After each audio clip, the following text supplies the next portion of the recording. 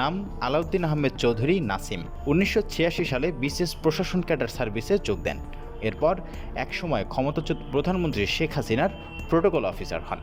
আর এই অফিসার পদটাই তার জীবনে আলাদিনের চেরাগ হিসাবে আবির্ভূত হয়। হাসিনার প্রোটোকল অফিসার পদ ছিল আলাদিনের চেরাগ। কিছুদিন আগেই এমন এক শিরোনামে প্রতিবেদন প্রকাশ করেছেন দেশের একটি জাতীয় দৈনিক। প্রতিবেদনে বলা হয়, ২০০৯ সালের পর আওয়ামী রাজনীতিতে উল্লেখযোগ্য কোনো পদ পদবি না থাকার পরও নাসিমের হাতে টাকা আসতে থাকে স্রোতের মতো। প্রশাসনের বদলি ও পদায়ন করে শুরু হয় অবৈধ রোজগার, কেনেন বেশ কয়েকটি লাইটার জাহাজ। এরপর একসময় তিনি হয়ে যান ফেনী আওয়ামী রাজনীতির অভিভাবক। বিভিন্ন জায়গা থেকে আসতে থাকে অবৈধ কমিশন। ফেনী ক্যাডেট কলেজের পাশে নাসিমের বাড়িটি তাকে অভিভাবকের জন্য উপহার হিসেবে দিয়েছিলেন ফেনী ২ আসনের সাবেক সংসদ সদস্য নিজাম হাজারী। নাসিম অবশ্য বিষয়টি অস্বীকার করে বলেন, বাড়িটি তার নিজের টাকায় করা। তবে জমির মালিকের অভিযোগ, তার কাছ থেকে জবরদখল করে ডুপ্লেক্স এই বাড়িটি করা হয়েছে। চট্টগ্রামের অস্ত্রবাজ থেকে নিজাম হাজারীর গডফাদার হয়ে ওঠার মূল পৃষ্ঠপোষক ছিলেন এই নাসিম। সভা সমাবেশে নাসিমকে পরিচয় করিয়ে দেয়া হতো আমার অভিভাবক বলে। দলে বা সরকারের গুরুত্বপূর্ণ পদে বা দায়িত্বে না থাকলেও জেলার সব প্রতিনিধি ও প্রশাসনের কর্মকর্তারা ছিলেন নাসিমের অনুগত। তখনকার সময় ফেনীর ডিসিএসপির যোগদানের প্রথম কাজ ছিল নাসিমের সঙ্গে দেখা করা। এমনকি ২০২৪ সালের জাতীয় নির্বাচনের মনোনয়নপত্র জমা দিতে গেলে তখনকার ছাগলনাইয়া উপজেলা নির্বাহী কর্মকর্তা নাসিমকে স্যার সম্বোধন করে চেয়ারে বসতে অনুরোধ করতেও দেখা গেছে।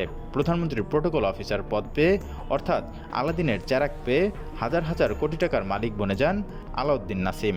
ফেনীর আওয়ামী রাজনীতিতে সবার কাছে তিনি অভিভাবক হিসেবেই স্বীকৃত। ৫ আগস্টের পর তার নামে দেয়ালে দেয়ালে গ্রাফিতি হয়েছে এইভাবে, প্রিয় অভিভাবক পালাইছে। সুদর্শন স্মার্ট এই নাসিম হাসিনার ছোট বোন শেখ রেহানার ঘনিষ্ঠ হিসেবেও পরিচিত ছিলেন। শেখ রেহানার অবৈধ টাকার সংগ্রাহকও বলা হতো নাসিমকে। ফেনীর দুর্বৃত্তায়িত রাজনীতির গডফাদার ছিলেন জয়নাল হাজারী। তার পতনের পর ফেনী জেলা আওয়ামী লীগকে পুনর্গঠনে গুরুত্বপূর্ণ ভূমিকা রাখেন আলাউদ্দিন নাসিম। জয়নাল হাজারীর জায়গায় আসেন নিজাম হাজারী। জানা যায়, ২০০৯ সালে শেখ হাসিনার নেতৃত্বে সরকার গঠনের পর কোনো পদে না থেকেও জনপ্রশাসনের পদোন্নতি ও পদায়নের ক্ষেত্রে গুরুত্বপূর্ণ হয়ে ওঠেন নাসিম। পাশাপাশি বিদ্যুৎ কেন্দ্র সহ বিভিন্ন ব্যবসায় অংশীদার হন।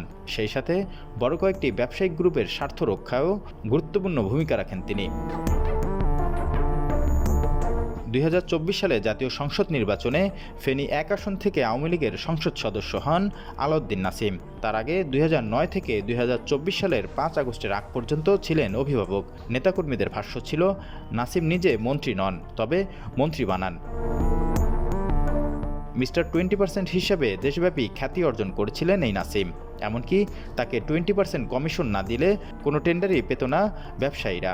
২০২৪ সালের ২ অক্টোবর তার বিরুদ্ধে অনুসন্ধানের সিদ্ধান্ত নেয় দুর্নীতি দমন কমিশন।